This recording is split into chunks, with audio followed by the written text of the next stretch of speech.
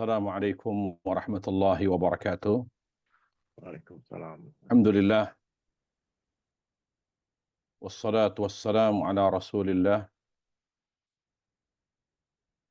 wa ala alihi wa sahbihi, wa man tabi'hum bi ihsanin ila yaumiddin, amma ba'd.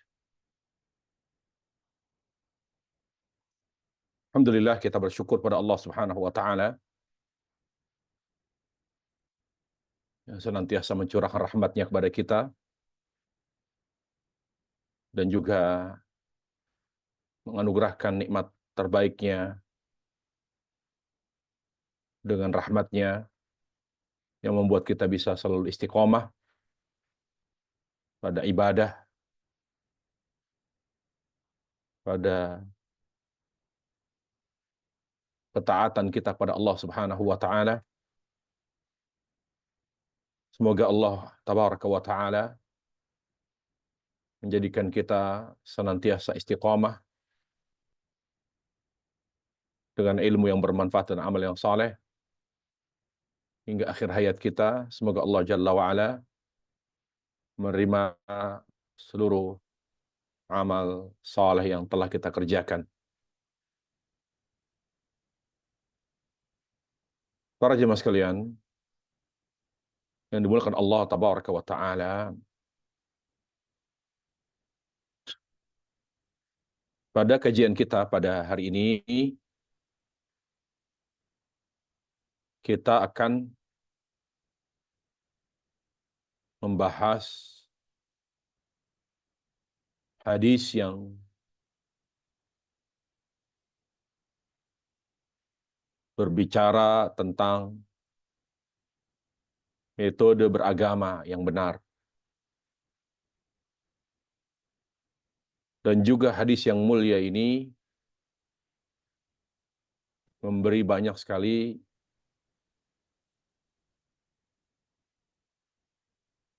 faedah ilmiah yang akan meluruskan dan menyempurnakan pemahaman agama kita. Hadis ini dikenal dengan hadis Irbad bin Sariyah, salah seorang sahabat Rasulullah sallallahu alaihi wasallam.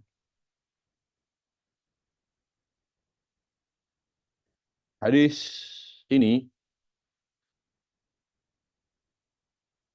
dicantumkan oleh Imam Nawawi rahimahullahu taala pada hadis yang ke-28.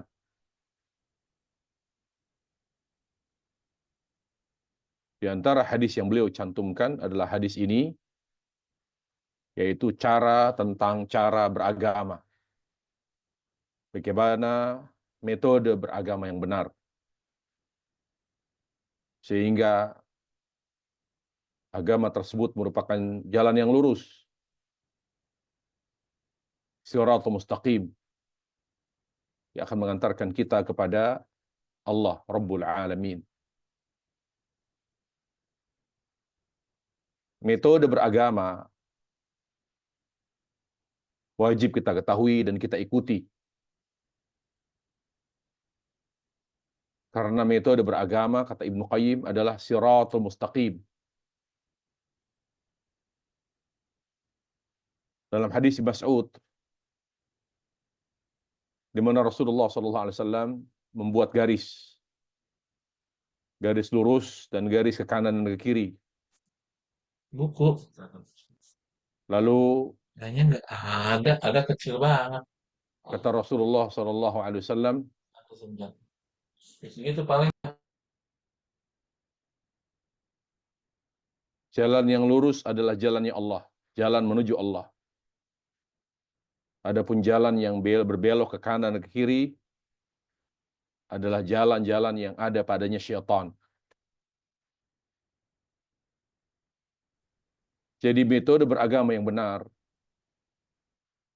adalah jalan yang lurus. Dia akan mengantarkan kita bertemu Allah Subhanahu wa taala.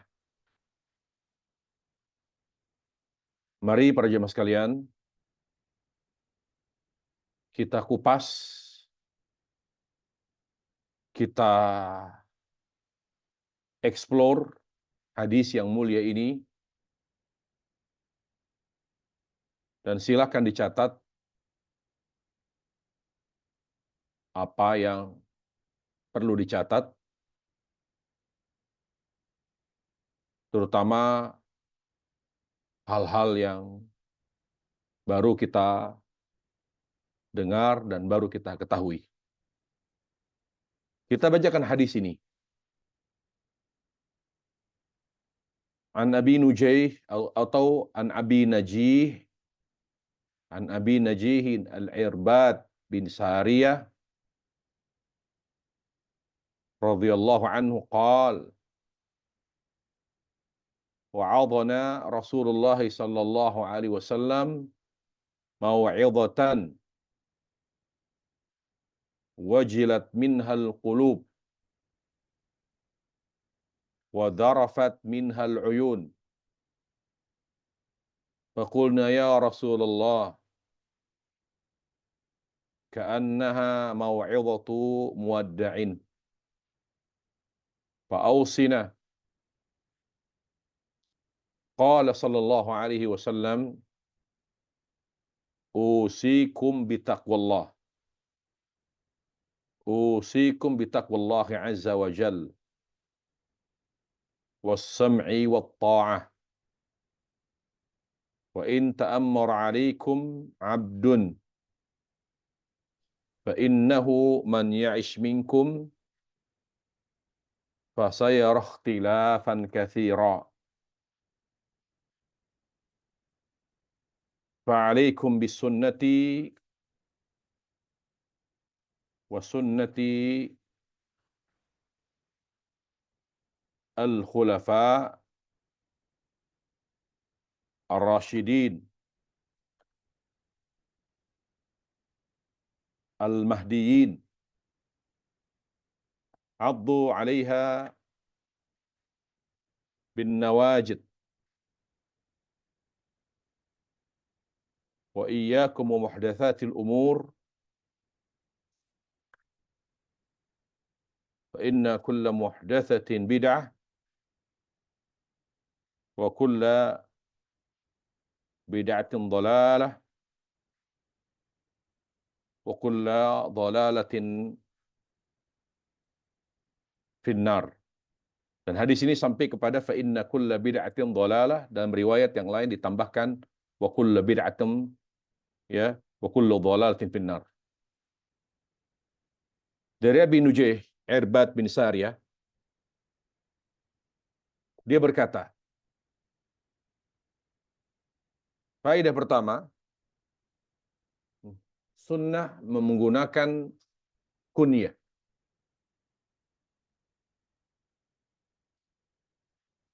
Kunyah adalah panggilan keakraban, panggilan kehangatan yang diawali dengan kata abu atau ummu. Sunnah. Jadi sunnah Nabi SAW, setiap muslim memiliki kunyah meskipun tidak punya anak. Sebagai contoh misalnya Aisyah radhiyallahu anha tidak punya anak, tapi dia memiliki kunyah yaitu Ummu Abdillah. Taib. Kemudian dia berkata, Rasulullah SAW memberi kami mau'izah. Di sini kata mau'izah kita terjemahkan ke dalam bahasa Indonesia dengan nasihat. Dan ini menunjukkan para jemaah sekalian, terjemah dalam bahasa Indonesia bukanlah terjemah yang bersifat letterlek. Tapi terjemah yang dimaksud, dihadirkan terjemah untuk mendekati kepada makna. Jadi tidak ya persis seperti apa yang dimaksud dari kata mau'izah. Karena nasihat sendiri ada dalam bahasa Arab. Sebagaimana yang sudah kita lewati hadis ad-dinu nasihat. Agama itu nasihat. Lalu bagaimana kita menerjemahkan mau'izah di sini? Nasihat ada. Kata nasihat di dalam Islam ya memiliki nasihat, yaitu iradatul khairil mansur. Menginginkan kebaikan bagi orang yang dinasihati. Lalu bagaimana kita menerjemahkan mau'izah di sini? Di sini menunjukkan bahwa bahasa Arab adalah bahasa yang paling sempurna. Bahasa yang paling kaya kosakatanya, salah satu bahasa utama dunia, bahasa Arab. Setiap muslim bahkan dai hukum mempelajari bahasa Arab adalah hukumnya fardu kifayah. Harus ada sebagian kaum muslimin wajib mempelajari bahasa Arab. Terutama para dai. Setiap orang yang berdakwah wajib memahami bahasa Arab agar bisa memahami Al-Quran, hadis Nabi SAW, dan penjelasan para ulama terhadap Al-Quran dan hadis. Karena mereka menjelaskannya dalam bahasa Arab. Ya, jadi jangan pernah seorang yang akan berdakwah lalu tidak menguasai bahasa Arab, lalu tetap memaksakan diri untuk berdakwah. Karena seorang yang berdakwah namun tidak menguasai bahasa Arab dengan baik akan lebih banyak memberikan mudarat. Bahkan bisa jadi menyesatkan umat daripada memberi petunjuk kepada mereka. Lalu apa bedanya kata mau'izah dengan nasihat? Nasihat itu dalam bahasa Arab maknanya menginginkan kebaikan kepada orang yang dinasihati, atau nasihat itu adalah sesuatu yang mempererat hubungan, itu arti nasihat.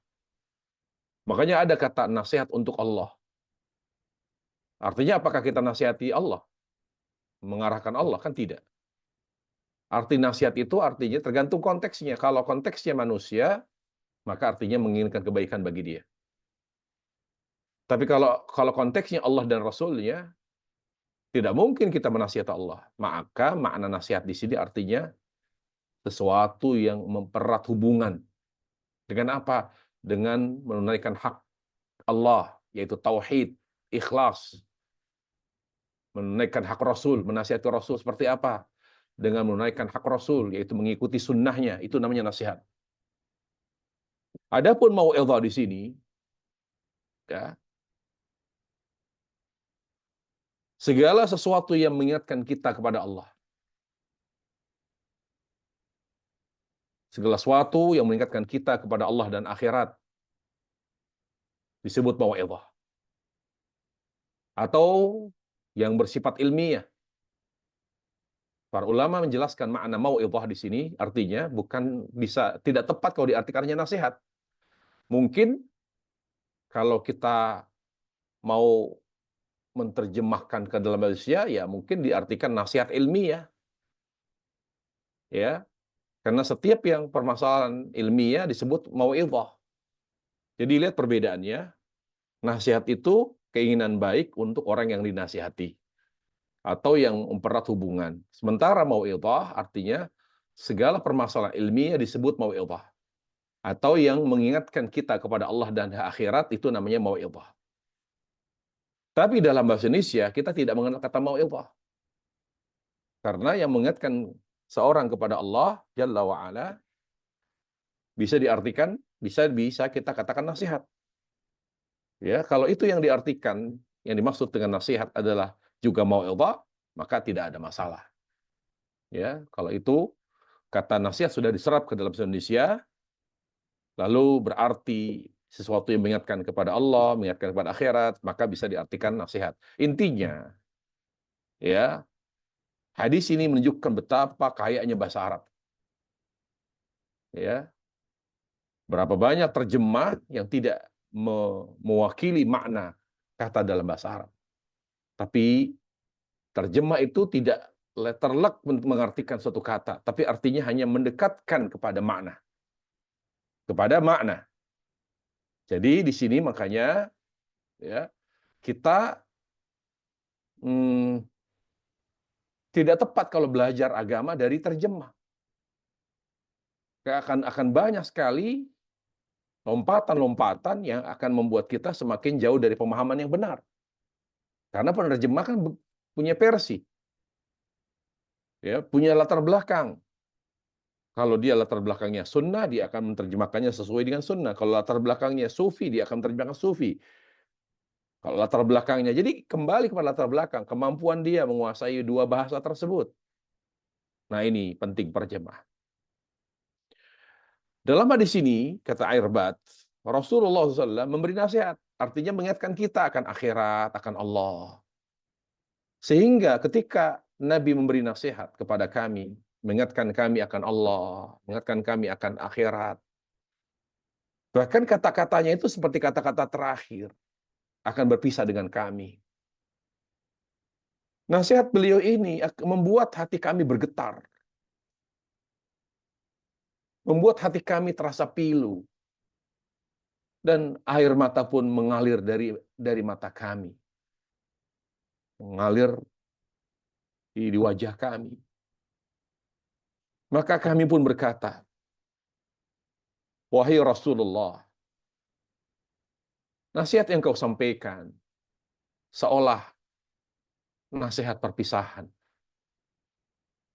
Di mana engkau tidak lagi, sebentar lagi engkau akan meninggalkan kami. Nasihat yang sangat menyentuh. Maka kata Irbad, kalau memang ini adalah nasihat terakhir, tolong ya Rasulullah, beri kami nasihat yang komprehensif. Nasihat terakhir yang lengkap, apa yang kami butuhkan setelah ketiadaanmu ya Rasulullah.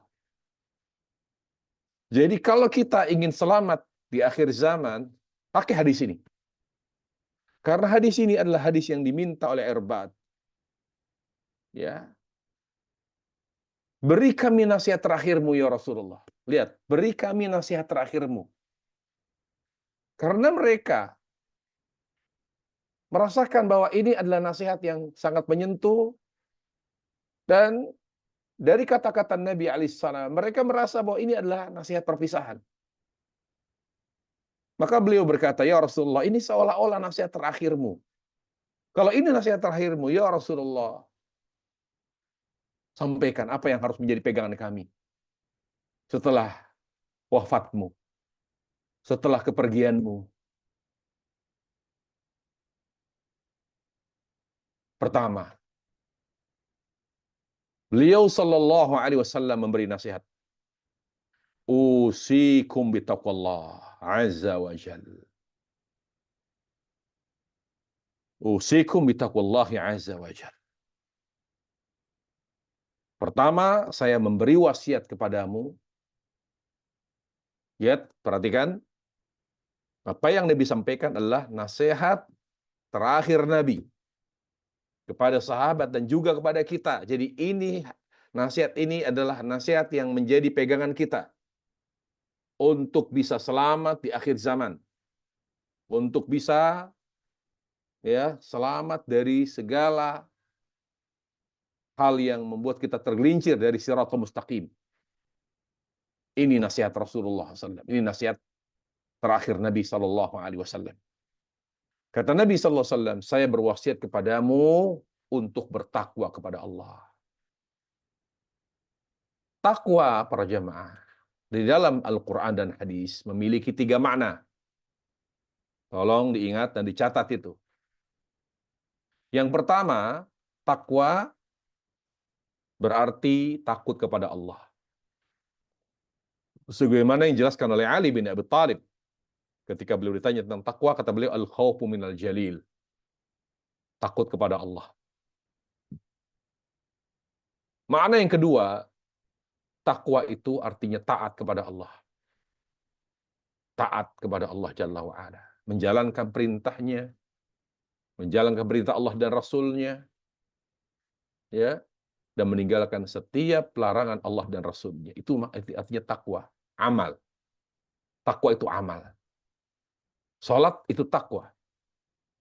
Meninggalkan maksiat itu takwa. Menunaikan zakat itu takwa. Jadi takwa itu yang kedua maknanya taat, yaitu amal. Menjalankan semua perintahnya, meninggalkan semua larangannya. Makna takwa yang ketiga, artinya menjaga jarak dari maksiat, yaitu hijrah. Berarti yang kita butuhkan di akhir zaman ini, takut kepada Allah, senantiasa menjalankan perintah Allah dan Rasulnya, dan juga meninggalkan setiap larangan dan Rasulnya, larangannya dan larangan Rasulnya, itu harus jadi pegangan kita. Jangan coba-coba melanggar larangan, jangan coba-coba melalaikan kewajiban, maka kita akan terfitnah. Kemudian apa? Tanazzu minadh dhulumat, ibti'ad an kulli su'. Kita harus menjaga jarak dari segala keburukan. Menjaga jarak maknanya hijrah. Kita harus sering bertobat, banyak bertobat di akhir zaman ini. Nggak ada lagi orang di akhir zaman ini, berdasarkan hadis Nabi dan nasihat beliau ini, kita menggampangkan dosa. Kita akan tergelincir nanti. Bukan berarti kita tidak berbuat dosa, tetapi yang penting di akhir zaman ini, kata Nabi alaihissalam, bertakwalah kepada Allah, artinya apa? Setiap kita berbuat dosa, segera bertobat. Segera berhijrah kepada Allah Subhanahu wa taala.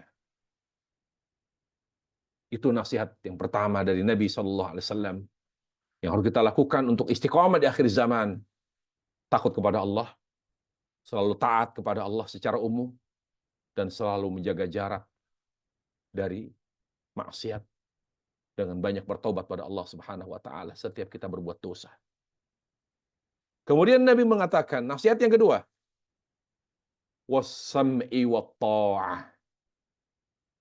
Was-sam'i wat-tha'ah. Kata sama' dan ta'ah memiliki dua makna. Dengarkan dan taati. Apa itu? Makna yang pertama adalah istijabah. Cepat merespon. Kepada siapa kita cepat merespon? Kepada Allah dan Rasulnya. Jangan terlalu banyak mikir. Jadi kalau dinasihati, kalau ada ayat atau hadis, oh begitu ya, cepat diamalkan. Jangan pernah kita menyangkal, jangan pernah kita membantah, karena tidak ada lagi waktu. Kita sudah di akhir zaman ini. Kita sudah berada di zaman yang penuh dengan fitnah, baik itu fitnah syubhat maupun fitnah syahwat. Banyak sekali fasilitas yang digunakan oleh syaitan untuk menyesatkan kita. Kita harus cepat merespon panggilan Allah dan Rasulnya Shallallahu Alaihi Wasallam. Baik secara konkret dengan apa? Kalau sholat di azan, segera azan, segera jawab azan dan segera sholat. Ya, jangan ditunda sholat itu. Istijabah secara konkret apa lagi? Kalau ada kemampuan secara materi dan fisik, kalau sudah dipanggil Allah haji, segera haji. Kalau sudah memenuhi syarat di shop dan haulnya, segera tunaikan zakat. Segera beramal. Itu makna as-sami' wa ta'ah. Jangan ditunda-tunda. Makna as-sami' wa ta'ah yaitu istijabah lillahi wa rasul secara abstrak, artinya kita kalau memang salah, ya, atau tidak tahu bahwa ini perintah Allah atau ini ada larangan, segera tinggalkan, segera kerjakan. Oh, berarti saya salah ya. Tinggalkan, cepat. Jangan ngeyel. Mempertahankan kesalahan. Jangan ngeyel. Ya. Karena ini nasihat Nabi yang terakhir. Kalau kita ingin selamat, jangan pernah ngeyel. Mempertahankan kesalahan, mempertahankan kekeliruan, penyimpangan, dengan alasan menjaga tradisi, budaya. Nggak ada lagi itu. Karena kita sudah akhir zaman, kata Nabi, kamu hidup di akhir zaman. Cepat, cepat, responsif. Kalau sudah waktunya beramal, beramal. Waktunya sholat, segera sholat. Waktunya zakat, segera zakat. Waktunya puasa, segera puasa. Tidak ada lagi tunda nanti-nanti, nggak ada. Kemudian juga kalau kita punya kekeliruan, baik berjalan meninggalkan larangan, meninggalkan perintah atau melanggar larangan, segera, ya, apapun bentuknya. Jangan ngeyel, jangan sombong, bukan zamannya sekarang. Itu makna sama wa ta'ah yang pertama, istijabah, cepat merespon Allah dan Rasulnya. Yang kedua makna sama wa ta'ah, kata ulama, artinya taat kepada pemimpin. Taat pada pemimpin itu ibadah, kata Syekhul Islam Taimiyah. Allah Ta'ala berfirman, ya ayyuhalladzina amanu, ati'ullah wa ati'ur rasul wa ulil amri minkum. Ya, taatilah wahai orang yang beriman, taatilah Allah, taati Rasul dan ulil amr. Ulil amr sini ulama dan umara, pemimpin. Taat pada pemimpin ada 3 macam. Ya. Yang pertama, kebijakan pemimpin yang sesuai dengan perintah Allah. Yang sesuai dengan perintah Allah Subhanahu wa taala. Misalnya pemimpin pemerintah di sini misalnya memerintahkan, ya. Misalnya pemerintah apa contohnya yang ada di negeri kita ini? Sesuai dengan perintah Allah Subhanahu wa taala. Misalnya pemerintah memerintahkan para wanita menutup auratnya menggunakan jilbab misalnya. Maka perintah itu menjadi wajib bukan karena kebijakan pemerintah, tapi karena ada perintah Allah. Perintah Allah Subhanahu wa taala. Gitu. Kemudian ada perintah misalnya, kebijakan pemerintah untuk tidak merusak peribadatan non-muslim. Karena ada perintah Allah dan Rasulnya untuk tidak merusak, menghancurkan peribadatan non-muslim, maka kita harus taat. Kenapa? Karena ada perintah Allah dan Rasulnya. Kemudian yang kedua, bentuk kebijakan pemerintah yang harus kita taati adalah kebijakan yang dasarnya maslahat. Dasarnya adalah maslahat. Padahal walaupun perkaranya mubah. Bahkan yang sifatnya makruh pun, kalau pemerintah sudah memerintah, sudah keluar perintah, maka wajib dilaksanakan. Walaupun sifatnya makruh. Segala perkara mubah, bahkan makruh, kalau sudah ada perintah dari pemerintah dan penguasa, pemimpin kita, maka hukumnya menjadi wajib. Hukumnya menjadi wajib. Apapun itu. Misalnya kebijakan pemerintah, ya, kebijakan pemerintah misalnya untuk mentaati aturan lalu lintas, misalnya, ya kita harus taati, dan itu menjadi wajib, karena dasarnya adalah kemaslahatan. Dasarnya adalah kemaslahatan. Bahkan perkara makruh dalam Islam, kalau pemerintah sudah mengeluarkan kebijakan dan keputusan, maka menjadi wajib dilaksanakan. Dan yang terakhir adalah kebijakan yang bersifat maksiat. maka ini tidak boleh ditaati. Karena taat pada Allah dan Rasul-Nya harus lebih kita utamakan daripada taat kepada pemimpin. Nah, itu makna sama' wa ta'ah. Kemudian Nabi SAW mengatakan, memberikan penekanan di sana. Walaupun yang memimpinmu adalah seorang yang dipandang sebelah mata, yaitu seorang budak. Wa in ta'ammara 'alaikum 'abdun. Kenapa? Karena taat pada pemimpin itu ibadah dan demi kemaslahatan. Karena perintah Allah dan Rasul-Nya harus kita taati. Taat pada pemimpin itu ibadah. Tidak ada bedanya pemimpin yang zalim maupun pemimpin yang tidak zalim. Nggak ada dalilnya. Justru dalil mengatakan taat itu kepada semua pemimpin. Baik itu pemimpin yang adil maupun pemimpin yang zalim. Di sini perbedaan ahlu sunnah dengan kaum khawarij. Di mana mereka mengatakan taat itu hanya kepada pemimpin yang adil. Justru itu bertentangan dengan hadis Rasulullah Sallallahu Alaihi Wasallam. Bagaimana Nabi Sallallahu Alaihi Wasallam mengatakan, Isma' wa ati' wa in daraba dhahrak wa akala malak.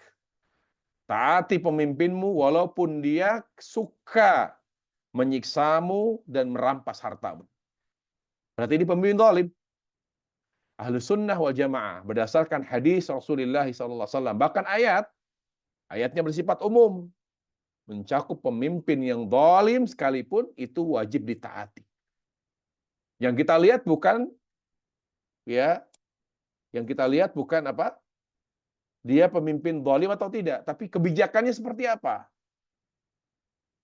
Kalau kebijakannya sesuai dengan perintah Allah, wajib. Kalau kebijakannya asasnya maslahat, maka wajib dilaksanakan. Walaupun misalnya hukum dalam Islamnya makruh.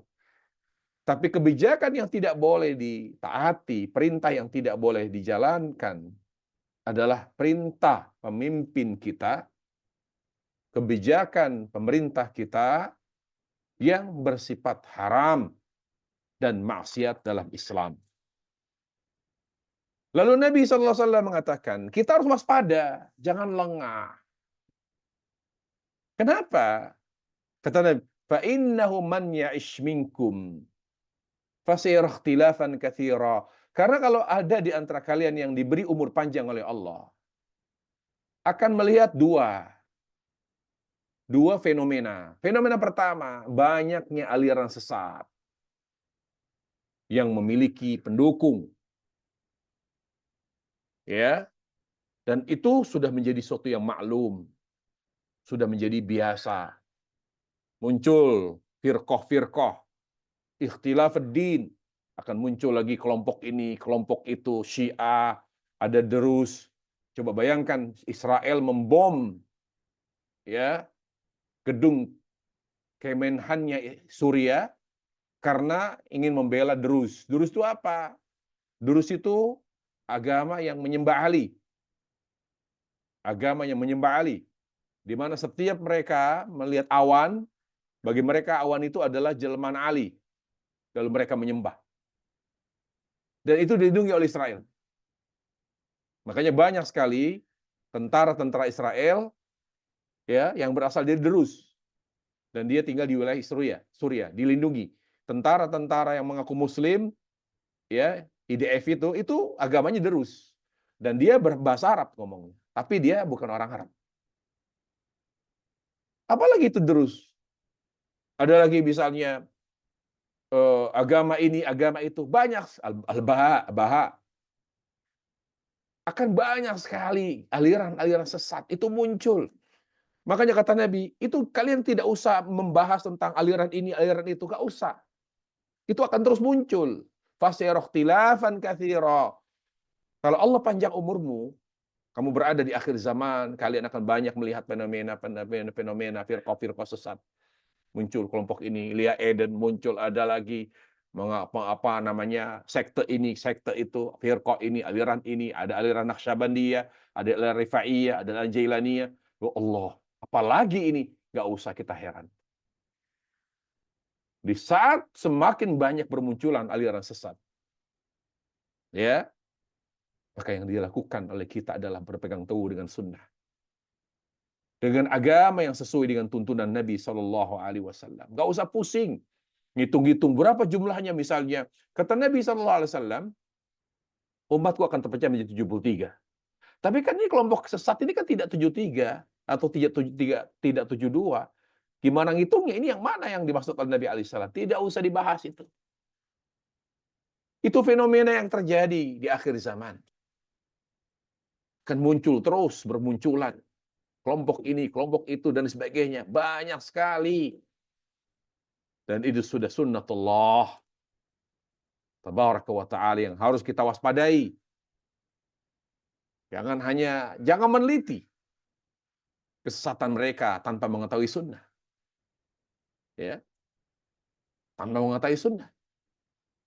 Ada saya seorang dosen, ya dosen saya di S2 itu dulu, dia meneliti sufi, thariqah sufi ya. Kenapa kok orang-orang sufi itu mengalami meditasi, terus kok bisa mereka namanya living Quran, penelitian living Quran. Jadi penelitian praktek bagaimana Al-Quran mereka amalkan. Ya, amal mungkin surat tertentu, ayat tertentu mereka amalkan dan membuat mereka menjadi healing, tenang. Diteliti menjadi tesis atau disertasi selama 2 bulan, bahkan dia membaur di dosen tersebut, membaur, ikut amalannya begitu. Kita bilang buat apa? Hanya untuk meneliti, sementara yang meneliti tidak tahu sunnah. Seorang syair berkata, Arab syarru la li syarri, walakin Arab syarru li tawaqqi. Kita harus tahu kesesatan. Kita harus tahu keburukan, tapi bukan untuk melakukannya, tapi untuk menghindarinya. Wa man lam ya'rifu syarra minal khair wa man lam ya'rifu syarra minal khair yaqa' fi. Kalau hanya tahu kebaikan tapi nggak tahu keburukan, kesesatan, dia akan terjerumus tanpa dia sadari. Hudzaifah bin Yaman pernah berkata, "Ya Rasulullah, yang lain boleh bertanya tentang kebaikan, kalau saya enggak. Saya akan bertanya kepadamu tentang keburukan. Makhafata yudrikani, karena saya takut terjerumus ke dalam kesesatan dan keburukan." Yang lain, sahabat lain bicara tentang kebaikan, nanya tentang kepada Rasul tentang kebaikan. Tapi kalau Hudzaifah enggak, saya nanya tentang keburukan. Supaya saya tidak terjerumus. Ya. Nah, tapi kalaupun kita boleh tahu, perlu mengetahui tentang kelompok sesat itu, boleh. Tapi sekedarnya. Kecuali dalam konteks membantah mereka. Yang terpenting, kalau ada fenomena-fenomena itu, jangan diteliti. Tapi membuat kita harus lebih berpegang teguh dengan tuntunan Nabi Sallallahu Alaihi Wasallam. Ya, itu yang pertama. Fenomena kedua di akhir zaman, kata Nabi, ikhtilafan katsira, banyak sekali perselisihan.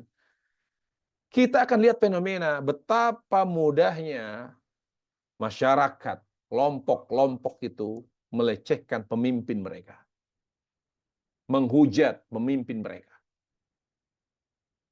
Bagaimana kita melihat langsung Pak Harto dilengserkan, ya kan? Disuruh turun.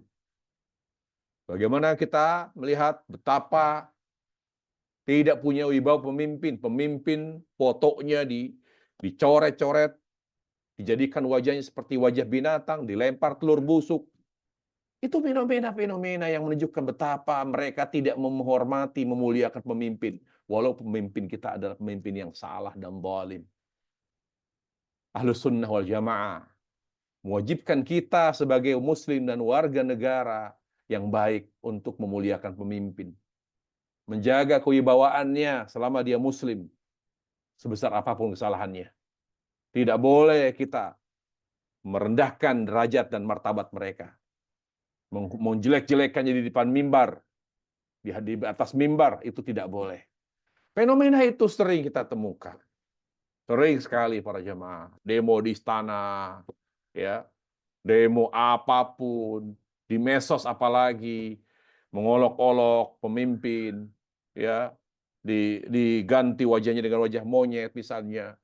Itu fenomena kata Nabi yang akan terjadi di akhir zaman. Banyak kaum muslimin tidak lagi memuliakan pemimpin mereka. Tidak lagi menjaga marwah dan wibawa pemimpin. Dan itu harus kita lakukan. Yang kita lakukan saat itu apa? Ya, fa'alaikum bisunnati. Jangan ikut-ikutan. Jangan ikut-ikutan, ikut demo. Apa tujuannya? Memprotes pemimpin, kebijakan. Makanya demo bukan bagian dari Islam. Bukan cara yang syar'i yang diajarkan oleh Allah dan Rasulnya Sallallahu Alaihi Wasallam. Di saat kita melihat fenomena, menemukan fenomena ini, fenomena banyak aliran sesat, banyak sekali orang Islam yang tidak lagi menjaga kewibawaan pemimpin dan marwah mereka. Maka yang kita lakukan adalah semakin berpegang teguh dengan sunnah. Apa itu sunnah? Sunnah, kata Imam Barbahari rahimahullah. Karena sunnah itu memiliki 3 makna. Pertama, sunnah ya, yaitu yang berasal dari Nabi dan sahabat. Baik itu akidah, ibadah, muamalat. Segala yang berasal dari Nabi alaihissalam pada aspek agama itu dikatakan sunnah. Jadi tidak diartikan sunnah boleh dikerjakan, tidak boleh tidak dikerjakan. Tidak. Sunnah itu segala yang petunjuk Nabi, segala yang berasal dari Nabi dan sahabat. Apakah itu akidah, ibadah, muamalat, itu namanya sunnah. Dan ini maksudnya sunnah itu. Yang berasal, yang sesuai dengan agama, tuntunan Nabi, baik itu akidah, ibadah, muamalat, itu namanya sunnah. Apa arti sunnah? Segala yang sesuai dengan petunjuk Nabi dan sahabat dalam hal ibadah, akidah, dan muamalat. Yang kedua makna sunnah, lawan dari bid'ah. Lawan dari bid'ah. Lawan dari bid'ah. Atau apa? Ketika Nabi SAW, alaikum bisunnati, berarti petunjuk. Berarti ketika Nabi mengatakan wa iyyakum alaikum bisunnah, kemudian mengatakan wa iyyakum apabila mengatakan wa iyyakum muhdatsatil umur, berarti di sini sunnah berarti apa? Lawan dari bid'ah, yaitu petunjuk Nabi dan sahabat. Petunjuk Nabi dan sahabat. Sunnah juga berarti ya, sunnah artinya apa? Akidah yang sahih.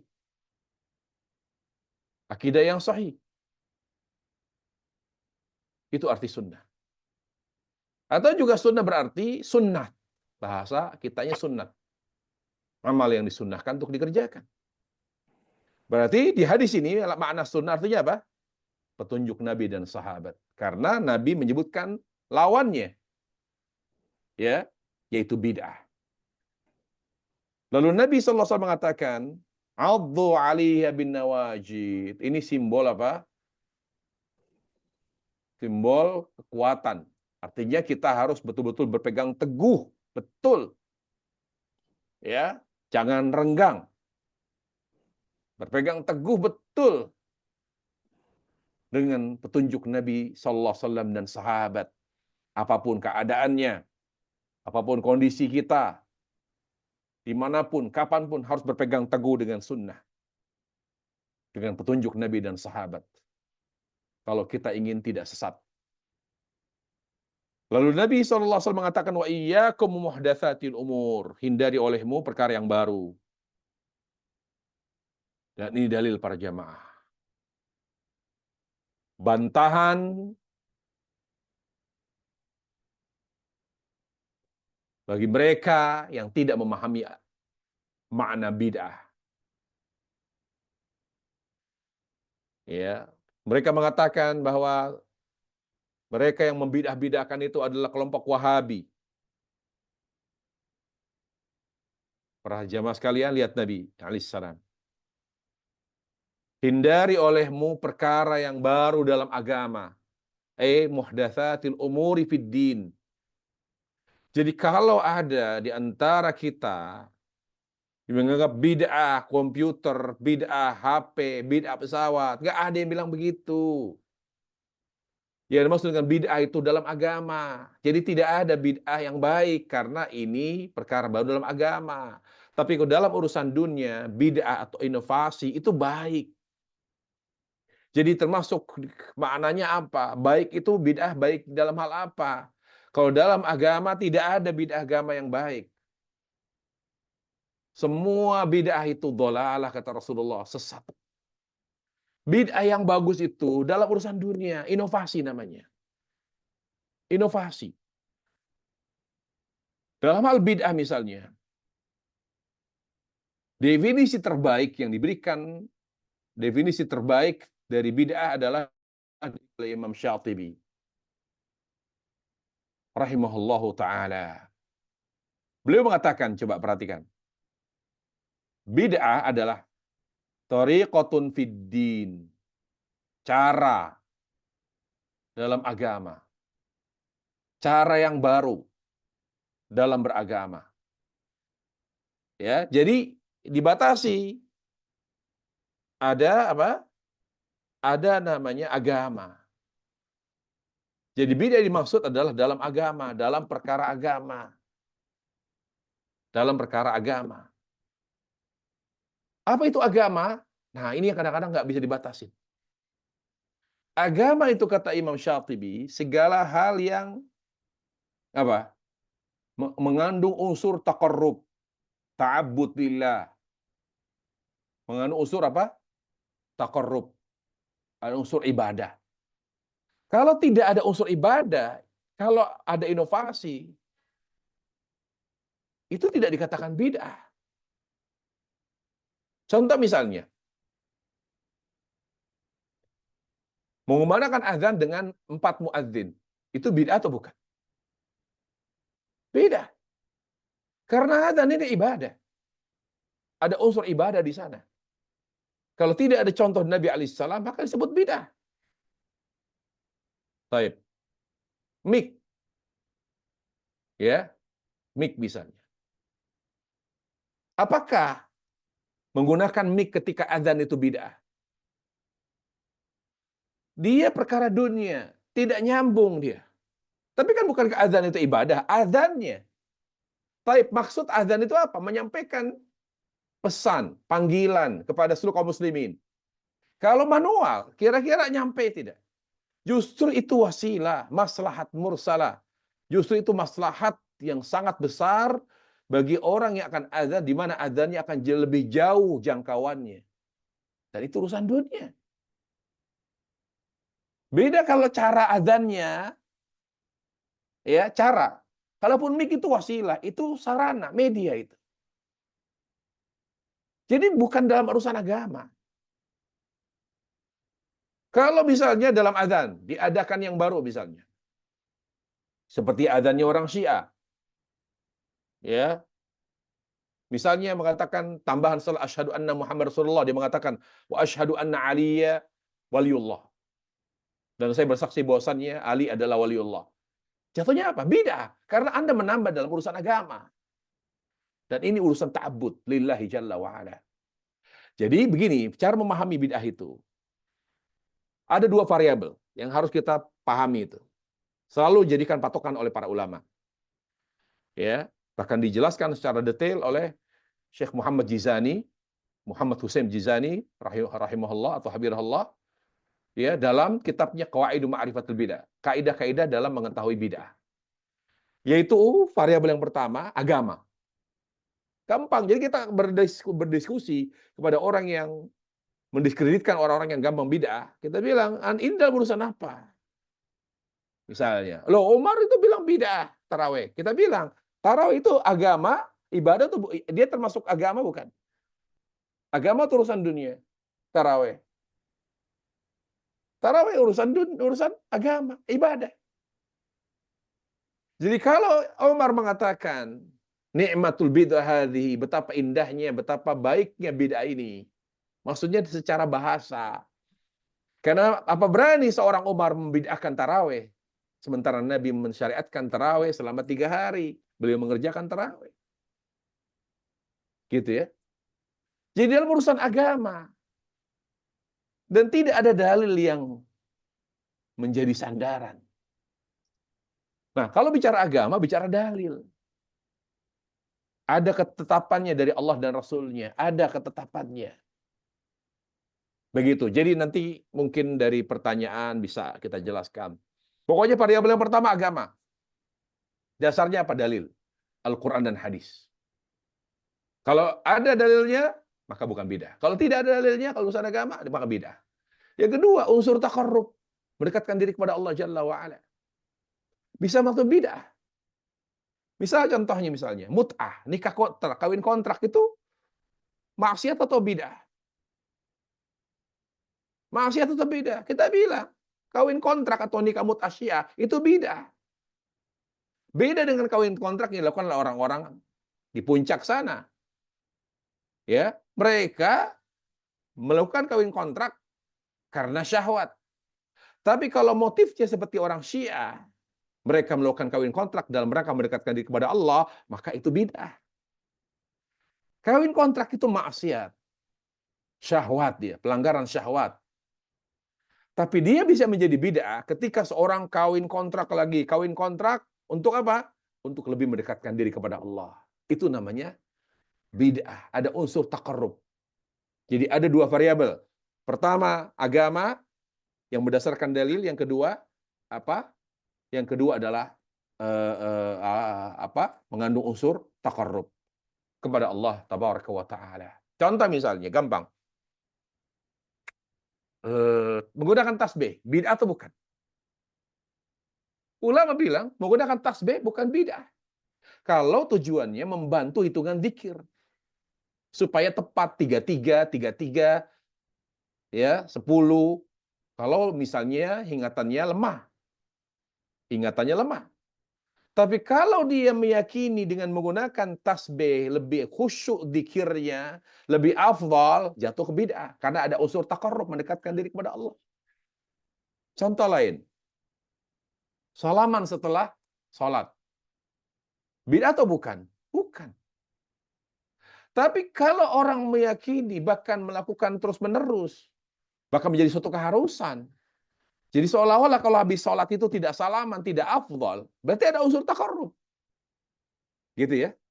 Jadi untuk pertama, kedua, tidak ada, dia hanya salaman. Atau ketemu, assalamualaikum, salaman. Atau dia sajak salaman. Bukan bidah. Tapi ketika dia sudah mengharuskan, yang tidak Allah dan Rasulnya haruskan, pokoknya habis salaman, dia habis sholat langsung salaman, dikejar tuh orang, kanan, kiri, bahkan ketika dia dzikir, ditekuk pahanya supaya merespon ajakan salamannya. Kenapa? Karena orang ini meyakini dengan habis sholat salaman, itu merupakan sesuatu yang afdol, keharusan. Ini jatuhnya ke bid'ah karena mengandung unsur takarrub. Karena Anda bersalaman setelah salam, ya.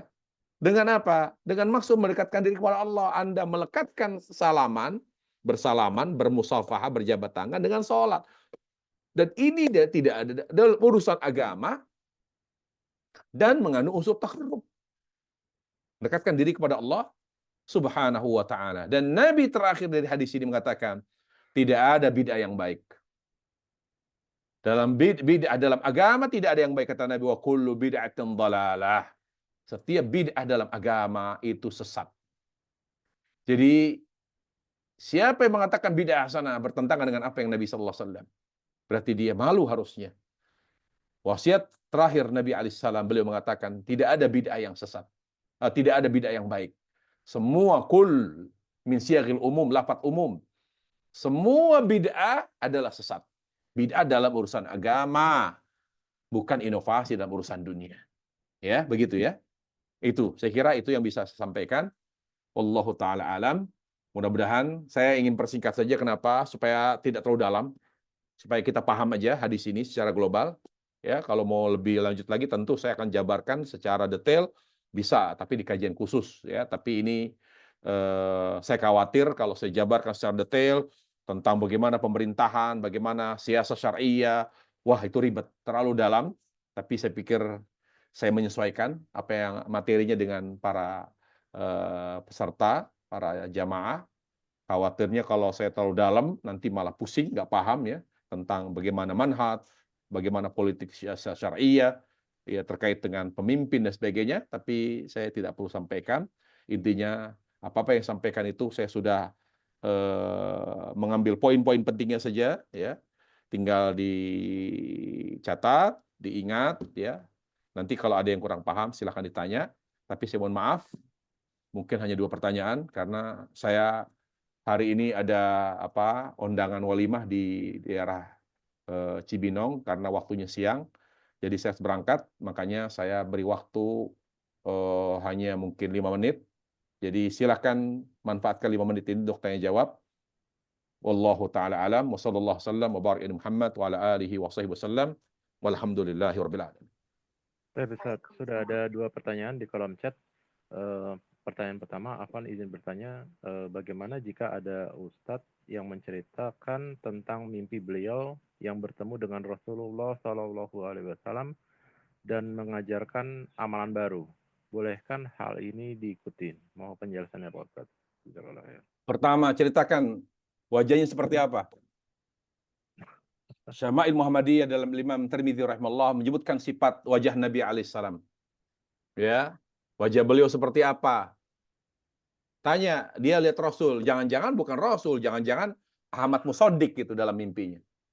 Ya kan, dari Bogor itu. Dia harus ceritakan wajahnya seperti apa, rambutnya bagaimana, ya kan. Dia cerita, baru kita lihat tuh merujuk ke Syama'il Muhammadiyah tentang sifat fisik Nabi alaihissalam. Oh, bohong dia. Jadi nggak bisa diklaim dong. Kenapa? Karena Nabi alaihissalam mengatakan, "Fa inna syaitana la yatamatsalu bi," karena syaitan tidak bisa menyerupai aku, nggak bisa dia. Dalam mimpi nggak bisa. Kalau memang fisiknya seperti Nabi, wajahnya, ya berarti itu Rasul.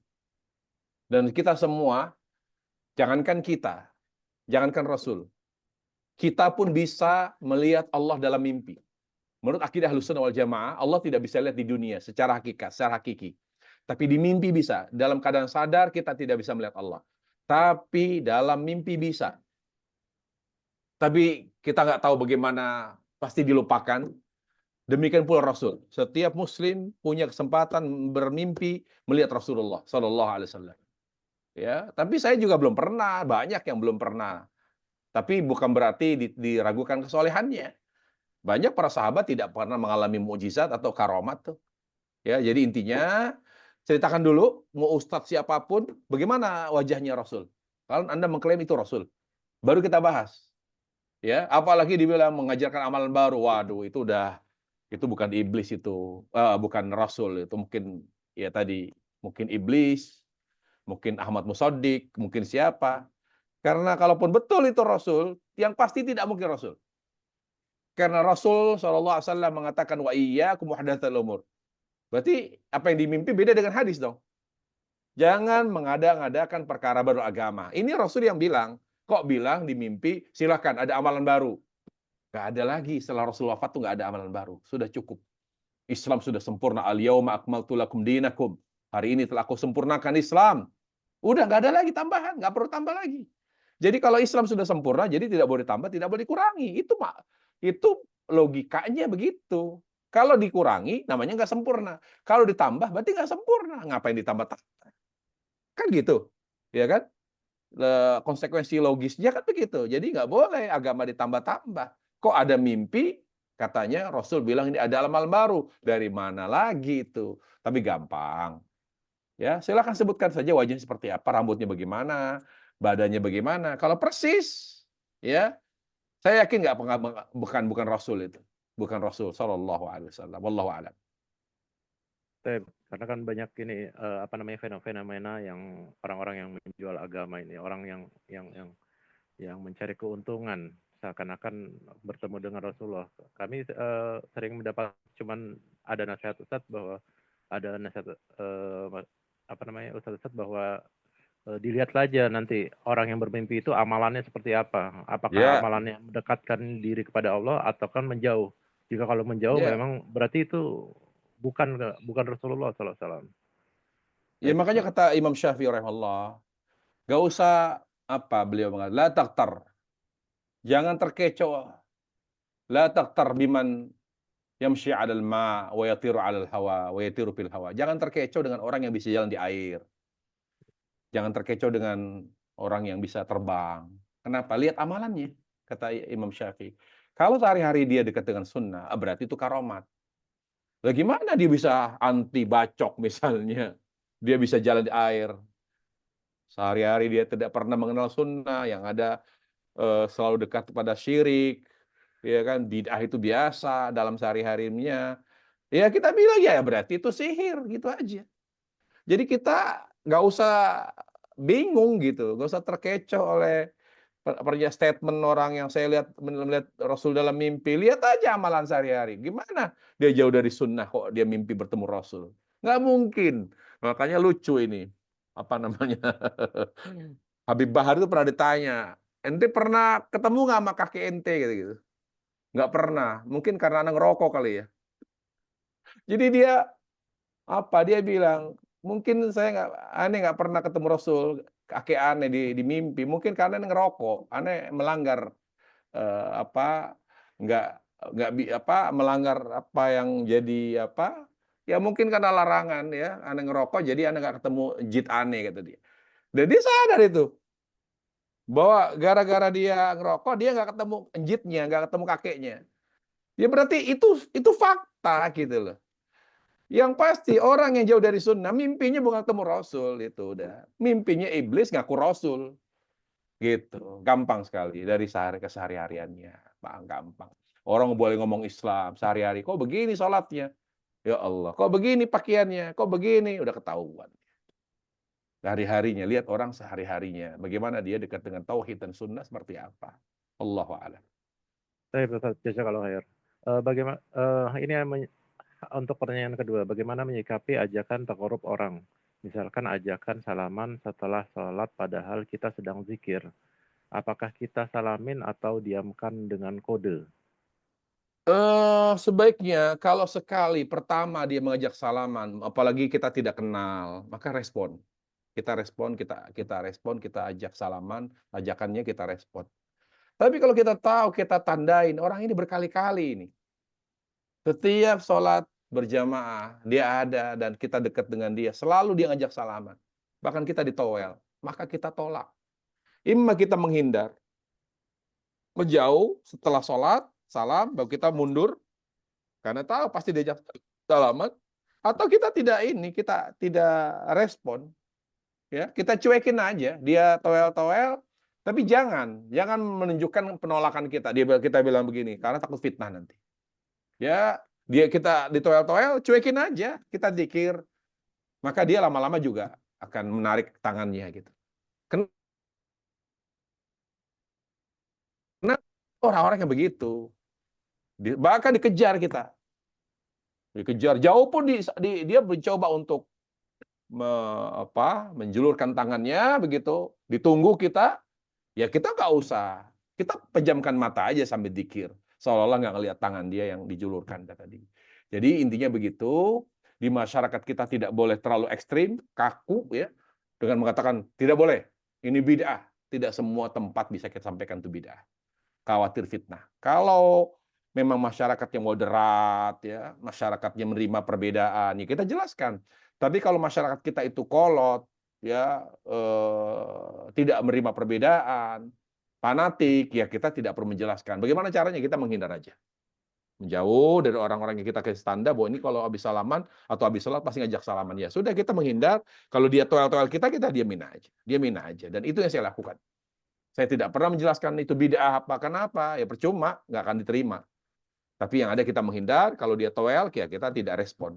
Kita lanjutkan dzikir kita, lama-lama dia akan memberi tanda kita, ini orang nggak pernah merespon ajakan salaman saya. Seperti itu. Wallahu ta'ala a'lam. Baik, Ustaz. Alhamdulillah sudah 2 pertanyaan yang sudah Ustaz jawab. Jazakallahu khair untuk kajiannya pada hari ini. Insya Allah kita akan umumkan lagi kajian berikutnya via Instagram, dan nanti jika kalau mau murajaah dapat melihatnya di channel YouTube MT Sahabat Ilmu Teladan. Insyaallah, insyaallah. Baik, Ustaz. Silakan untuk. Baik, jazakumullah khair. Saya izin ya. Mohon maaf tidak bisa menjawab semua pertanyaan. Insyaallah taala, mohon kalau ada pertanyaan yang terkait dengan hadis ini silakan dicatat. Nggak apa-apa, nanti ditanya di kajian hadis berikutnya, nggak apa-apa. Walaupun tidak terkait dengan hadis berikutnya, nggak apa-apa. Karena memang waktu saya terbatas untuk kajian kali ini, tapi segala sesuatunya yang benar dari Allah Tabaraka wa Ta'ala, yang salah dari syaitan dari kebodohan saya. Semoga kajian ini memberi banyak manfaat dan faedah ilmiah yang bisa meluruskan, menyempurnakan pemahaman agama kita, lalu selanjutnya bisa melahirkan amal soleh. Wallahu taala alam. Demikian kajian kita pada pagi hari ini. Wassallallahu wasallam wa baraka Muhammad wa ala alihi wa sahbihi wasallam. Subhanakallah bihamdik asyhadu an la ilaha illa anta astaghfiruka wa atubu ilaik. Assalamualaikum warahmatullahi wabarakatuh.